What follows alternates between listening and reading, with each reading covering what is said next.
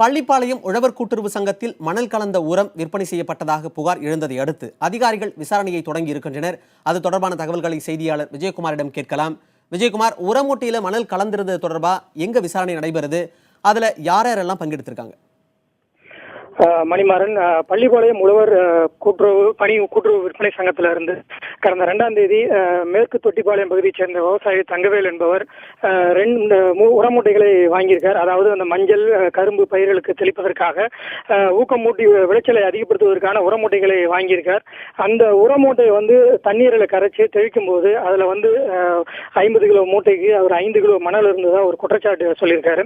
இது தொடர்பா அந்த கூட்டுறவு சங்க அதிகாரியிடம் கேட்டபோது முறையான பதில் இல்லை அப்படின்னு சொல்லிட்டு தகவல் சொல்லியிருக்காரு. இது சம்பந்தமா நம்ம அந்த தகவல் கிடைச்சி நம்ம நேரில் போயிட்டு அந்த மூட்டைகளை பிரித்து ஆய்வு செஞ்சப்போ அதுல மணல் போன்ற ஒரு பொருள் இருப்பது தெரிய வந்தது. இதனை தொடர்ந்து நம்ம ஒளிபரப்பினோம். தற்போது அந்த மேற்கு தொட்டிப்பாளையம் பகுதியில் விவசாயி தங்கவேலிடம் உதவி வேளாண்மை இயக்குனர் அசோக்குமார், வேளாண்மை அலுவலர் யுவராஜ் மற்றும் அந்த உர நிறுவனத்தைச் சேர்ந்த அருள்மணி ஆகியோர் விசாரணை பண்ணிட்டு இருக்காங்க. அந்த விசாரணையின் போது அந்த உர மாதிரிகளை எடுத்து அவங்க ஆய்வு பண்ணாங்க. அந்த ஆய்வின் போது அந்த உரத்துல கலந்திருக்கக்கூடிய டாலமைட் அப்படிங்கிற ஒரு பொருள் நீர்ல அவ்வளவு எளிதாக கரையாது அப்படின்னும், அந்த பொருள் மணல் போல் இருக்கிறதுனால விவசாயிகள் மணல் கலந்திருப்பதாக ஒரு குற்றச்சாட்டு கூறியிருக்கிறதாகவும் சொல்லியிருக்காங்க.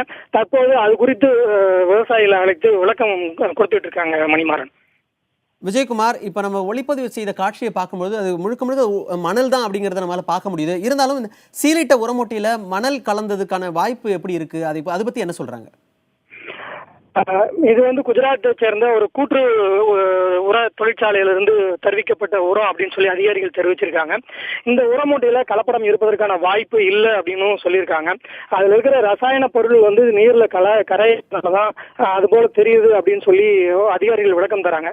ஆனா விவசாயிகள் என்ன சொல்றாங்க அப்படின்னா, அப்படி கூட்டுறவு சங்கத்திலிருந்து மூட்டைகள் தெரிவிக்கப்பட்டதுல இங்க இருக்கிற அதிகாரிகள் யாராவது அந்த மூட்டைகளை போலியா தயாரிச்சு ஏதாவது மோசடியில் ஈடுபட்டு இருக்காங்களா, அல்லது உண்மையாலுமே அங்கிருந்து வந்த உரமூட்டைகள்ல கலப்படம் இருக்கிறதா என்பது குறித்து தமிழக அரசு உடனடியா ஆய்வு பண்ணி விவசாயிகளுக்கு விளக்கம் அளிக்கணும் அப்படின்னு சொல்லி கோரிக்கை வைக்கிறாங்க. மணிமாறன், விஜயகுமார், ரசாயனம் முழுமையா உரத்துல கலக்கலனா கூட அப்ப தரமற்ற உரம் என்கிற பார்வையில பார்க்கும்போது அது தப்புதான். இதுக்கு அதிகாரிகள் என்ன சொல்றாங்க?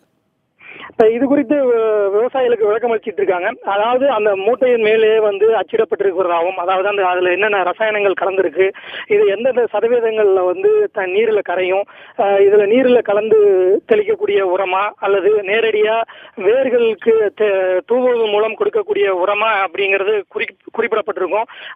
அதன் அடிப்படையில் தான் விவசாயிகள் பயன்படுத்தணும்.